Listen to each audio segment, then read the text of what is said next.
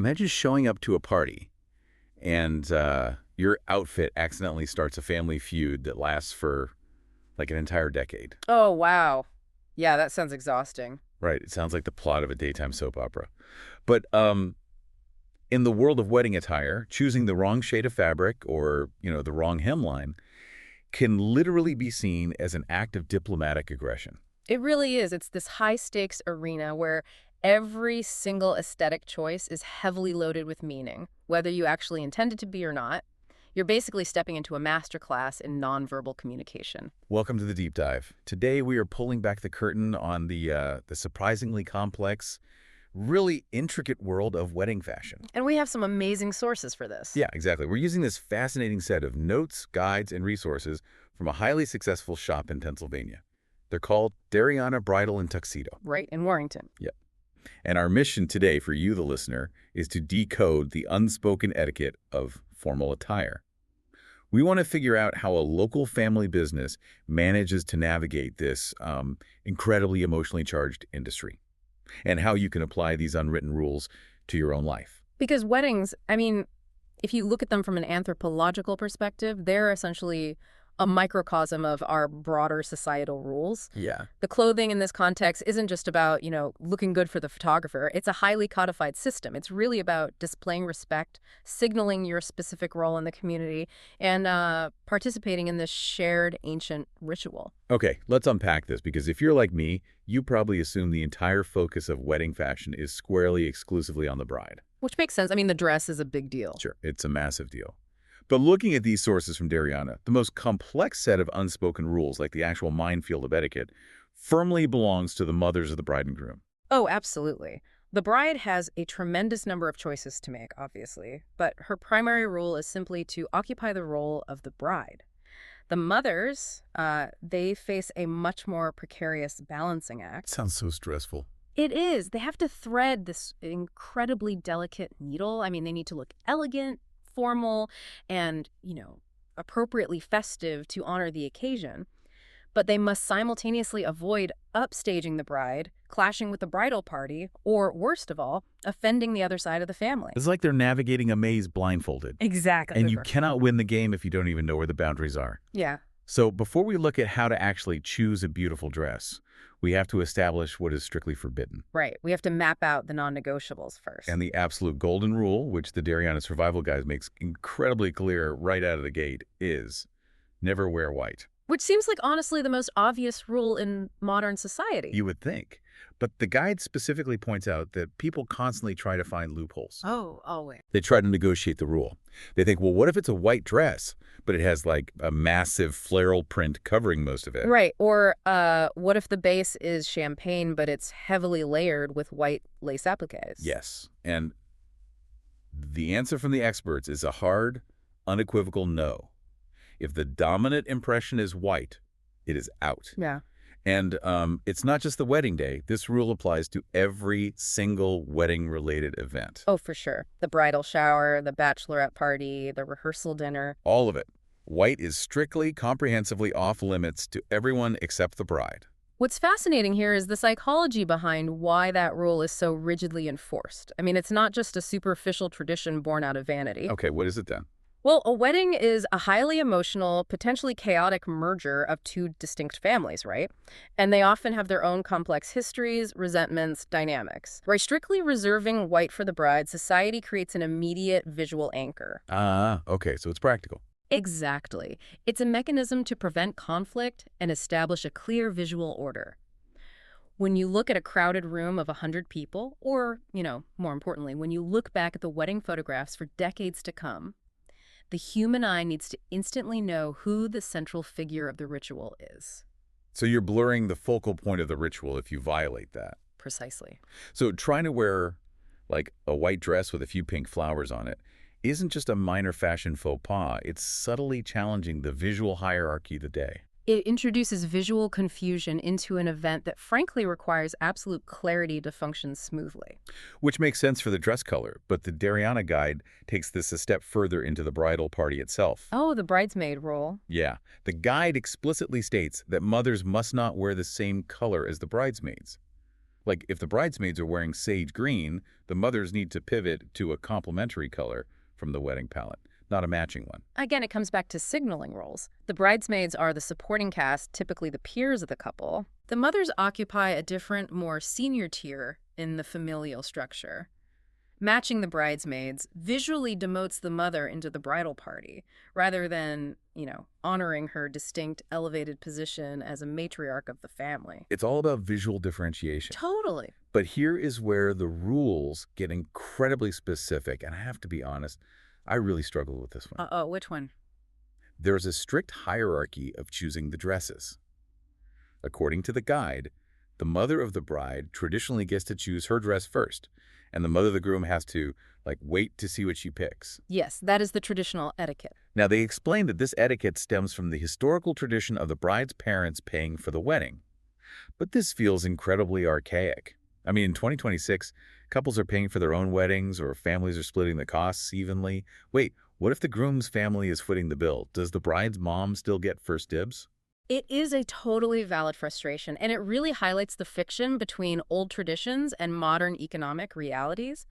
But if you look past the outdated financial origins, the underlying utility of the rule is what actually keeps it alive today. Utility? How is that useful? It's a structural safeguard against visual chaos. Okay. Think about it. If both mothers go out shopping independently, without communicating or establishing a baseline, you risk them showing up in clashing aesthetics. Or the ultimate nightmare, the exact same dress. Oh my gosh, creating a visual rivalry right at the altar. Like playing a high-stakes game of fashion chess.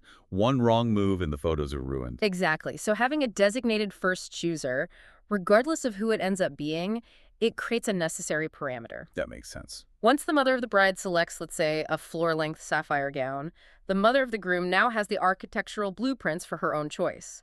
She knows she needs a formal, complementary color that balances the photographs. Right.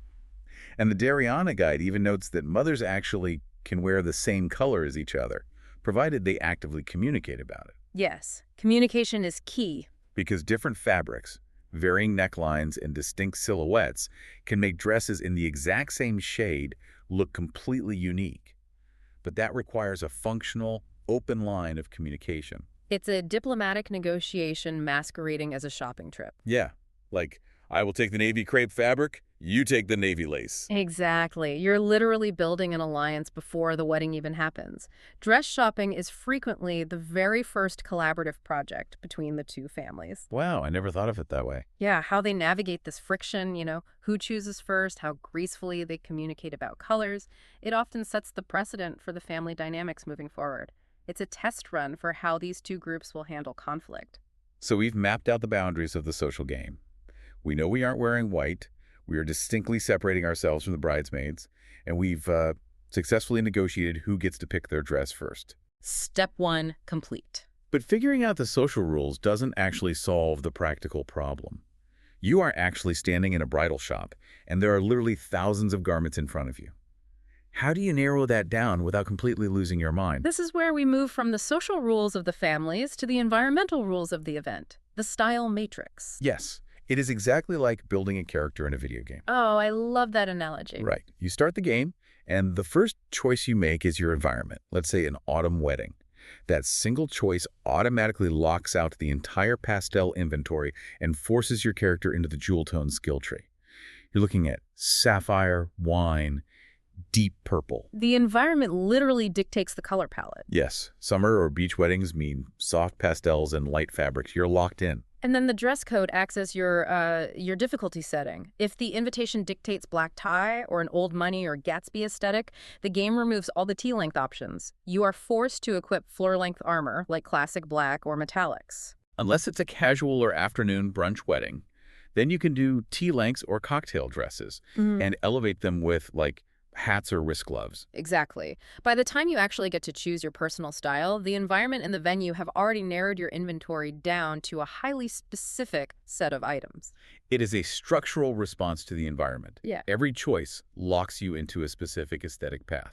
if we connect this to the bigger picture, it's not just about personal taste. You don't wear a casual sundress to a grand ballroom, and, you don't drag a heavy beaded floor-length gown through the sand at a beach wedding at noon. That sounds like a nightmare. The dress becomes a physical manifestation of your respect for the environment the couple has curated, and this matrix applies intensely to the bride, too. Oh, absolutely. The Daymor resources include a remarkably extensive wedding dress quiz, and when you examine the sheer volume of variables a bride has to configure, it's staggering. It's almost a distinct technical language. The technical jargon alone is a massive hurdle.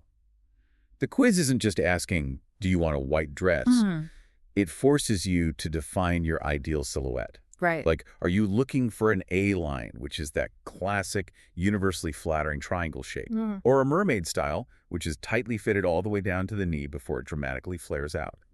Or a ball gown? And then you have to factor in the structural integrity of the fabrics. Are you utilizing the crisp, heavy structure of satin or the soft, romantic drape of tulle or crepe or lace? And the train. Oh, the trains. You have to decide if you want a cathedral train, which trails majestically for yards behind you but, requires a team of people to help you navigate a room, or a sweep train, which barely brushes the floor and allows you to move freely, or a chapel train.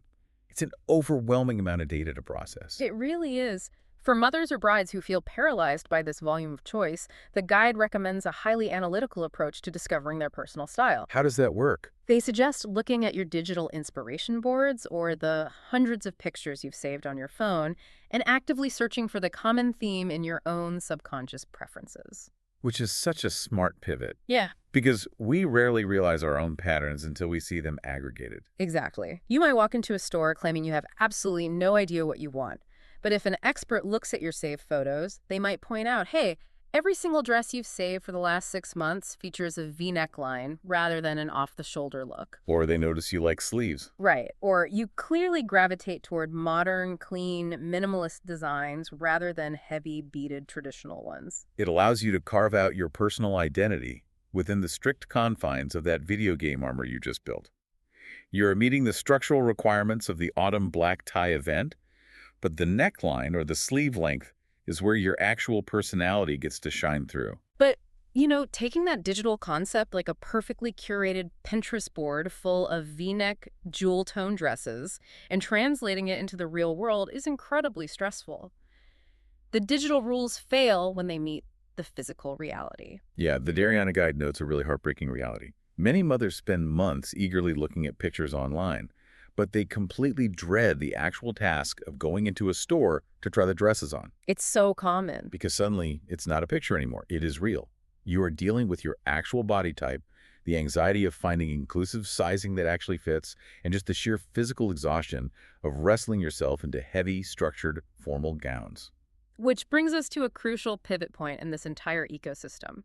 Because navigating the archaic social etiquette and the strict demands of the style matrix is so mentally overwhelming, families absolutely require expert guides. They need help. They need physical architects to translate these abstract concepts into reality. Which brings us back to the architects of the aisle. It's easy to list the accolades of Daymor Bridal and Tuxedo. They were founded in January 2013 by Franco and Wendy Salerno. Fun fact, the store name is actually a mashup of their daughters' names, Daria and Diana. Oh, that's sweet. And their success is massive. They were named a top 100 small business in America by the U.S. Chamber of Commerce in 2024. Huge deal. They've been featured on Apple.com, ABC National News, TLC Say Yes, Wedding SOS, The Wall Street Journal, and they even made it onto The Late Show with Stephen Colbert in July 2025. Plus over 1,000 4.9-star Google reviews. It's an incredible resume. So what does this all mean? The real insight here isn't just reading off their resume. How does a brick-and-mortar store in Warrington, Pennsylvania thrive and get on Stephen Colbert, especially in an era where physical retail is supposedly dying? They thrive because they understand that in this specific industry, they aren't actually selling fabric, they are selling emotional de-escalation. Wow, emotional de-escalation. Yeah. In an age dominated by Amazon, one-click digital carts, and algorithmic recommendations, the bridal industry remains an incredibly stubborn outlier. It is deeply physical and emotional. You cannot algorithm your way out of the emotional weight of a family transition. No, you can't just click buy now on a mother of the bride dress and hope it somehow diffuses the tension between the two families. You need the physical structure of the dress, yes. You need the inclusive sizing that accommodates real bodies so mothers don't feel ostracized. But more importantly, you need the human element. That guide. You need a stylist who operates almost like a therapist, reading the subtle body language and the family dynamics playing out in the dressing room. And Franco and Wendy Salerno seem to have mastered this. The contrast between the stress of wedding shopping and the store's pressure-free, honest environment is striking. Grounding the entire enterprise in family makes so much sense. Their success is a masterclass in bedside manner. It really is. When a mother is in the fitting room, feeling insecure about her arms, or worried that the other mother is going to judge her choice, a digital storefront offers zero comfort. But a skilled human guide can intervene. They can physically pace the appointment to reduce anxiety. They can act as a neutral third-party diplomat, subtly steering a mother away from a dress that violates the etiquette rules without, making her feel foolish. Right. Dariana's national recognition proves that genuine human connection, infinite patience, and a pressure-free environment are the ultimate, undisruptible competitive advantages in retail. It totally reframes their community involvement, too. Yeah. Because they're deeply tied to their community. They don't just sponsor local events for the PR. They work with Make-A-Wish, St. Jude's, Angel Gowns, and local chambers of commerce. Franco won the 2024 Mitchell Connor Award, right? Yep. And Wendy was Entrepreneur of the Year in 2023 and a 2025 Woman of Influence. It points to a deep structural empathy. If your business is fundamentally built on guiding people through vulnerable, high-stress moments, you have to genuinely care about the people in your community. You really do. You have to view them as neighbors navigating a milestone, rather than just walking wallets. Trust is the actual commodity being exchanged. The dress is merely the physical artifact of that trust. When you are making a purchase that is so heavily tied to your identity, your body image, and your family's public legacy, you demand to buy it from someone who makes you feel safe. Looking back at everything we've pulled apart today, the journey from opening that invitation to actually walking down the aisle is profoundly complex. It's a lot to take in.